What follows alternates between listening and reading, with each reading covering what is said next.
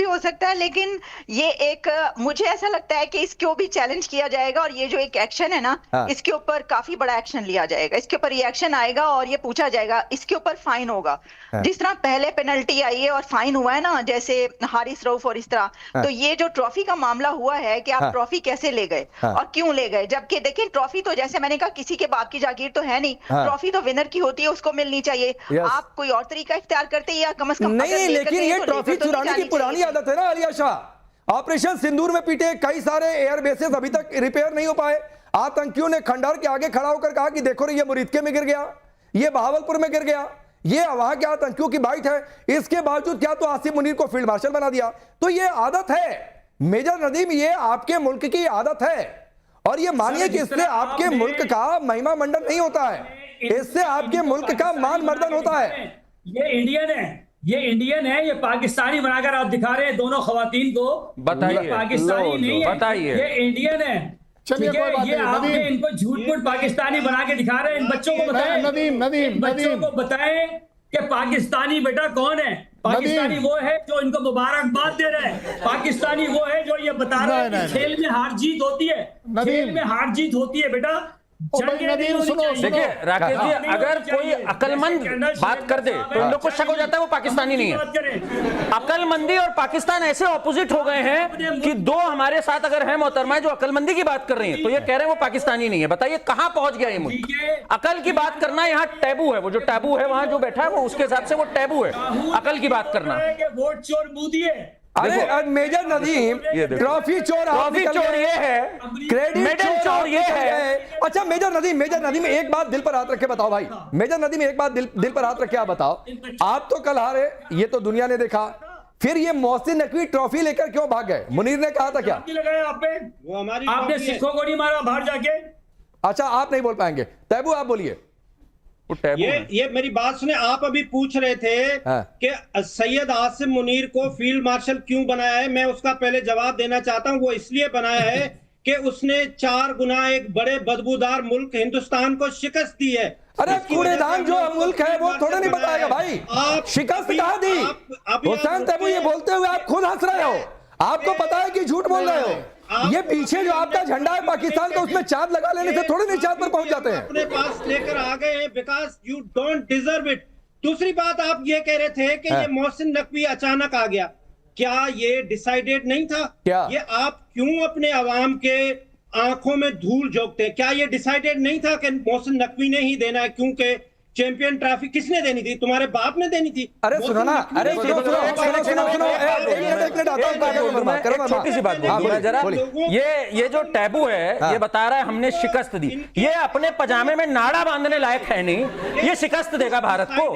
इतने मतलब यार शर्म आती है, कुछ शर्म भी बेच दी। ये पानी पीने के मोहताज हुए हैं, गधे बेच बेच के अपना खर्चा चला रहे, भारत को शिकस्त देंगे? बताओ ये नहीं, लेकिन हुसैन इनको बेच के कहां चोर बाजारी में हम लोग किनारे कर देंगे, पता नहीं चलेगा। कर्नल चैलेंज जिस भाषा पर हुसैन तैबू आ रहे हैं तो ये बौखलाहट है। नहीं। और ये पूरी दुनिया जानती है कि बाप कौन है और बेटा कौन है। यहां से निकले हो, हिंदुस्तान का एक टुकड़ा निकल गया, पाकिस्तान बन गया, तो बाप कौन है ये पूरी दुनिया जानती है, और ना सरहद पर और खेल के मैदान में भी। हुसैन तैबू, तो अपनी बौखलाहट अपने पॉकेट में रखो। बोलिए कर्नल चैलेंज। हुसैन सुनो, ये जो बाप वाली बात कर रहे हो ना, हमारे पास बाप है, आपके पास बाप नहीं है।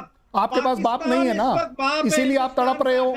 इसीलिए, और जहां तक आपके वो नदीम ने बोल दिया ना, वो दोनों पाकिस्तान की जो जाबाज बेटियां हैं उनके बारे में जो कुछ बोल दिया, मैं कहता हूं वो बड़ी सुंदर बेटियां हैं। और सुंदरता क्या होती है? सुंदरता होती है इंसानियत की, सुंदरता होती है सच्चाई की, सुंदरता होती है अपने देश पर अच्छी चीज करने की।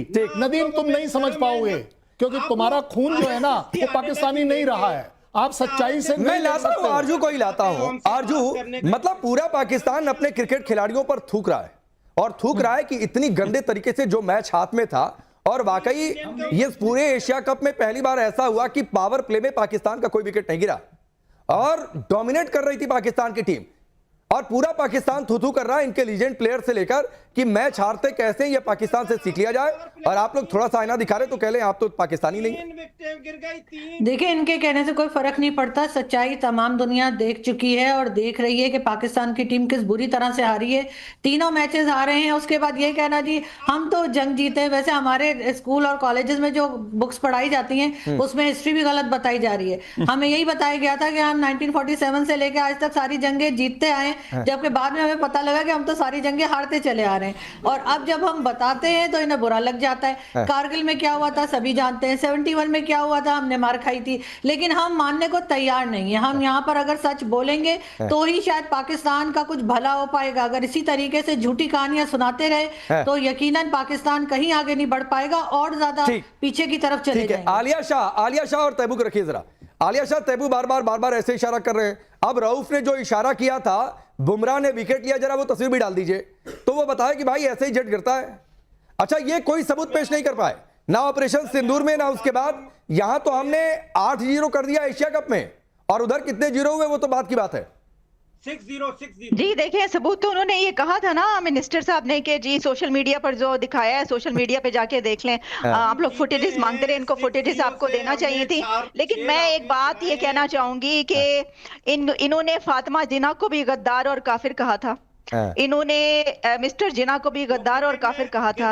इन्होंने जितने फॉर्मर प्राइम मिनिस्टर्स हो जाते हैं पाकिस्तान के, उन सबको ही गद्दार और काफिर कहते हैं। अभी इनके former prime minister Imran Khan अंदर है, वो भी गद्दार और काफिर हो चुके हैं। जो वहां पर अकल की बात करता है या जो हम में से, तो गद्दार और काफिर हो जाता है। इनको आदत है गद्दार और काफिर के टैग लगाना और मेडल देने की, क्योंकि ये खुद गद्दार और काफिर इसलिए क्योंकि ये कभी करप्शन को गद्दार और काफिर नहीं कहेंगे। ये कभी करप्शन करने वाले को आप बोलिए। और ये बताते हुए कि ये डॉक्टर इरशाद तो भागी गए, पता नहीं चिड़ी मार वाली गन से प्रैक्टिस करने चले गए कि वो वाकई आटे की बोरी लेने चले गए, या ये समझ में नहीं आया कि क्या बोले।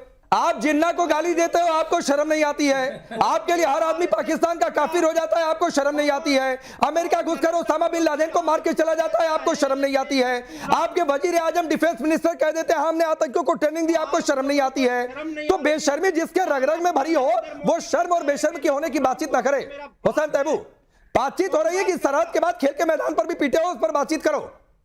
आप जब ये बात ले आएंगे ना बीच में क्या कि फातिमा जिन्ना, तो मैं ये पूछूंगा गोडसे को। आलिया क्या बोलती है? हुसैन तैबू के कलेजे पर लग जाती है कि जिन्ना को लोगों ने काफिर कह दिया पाकिस्तान में।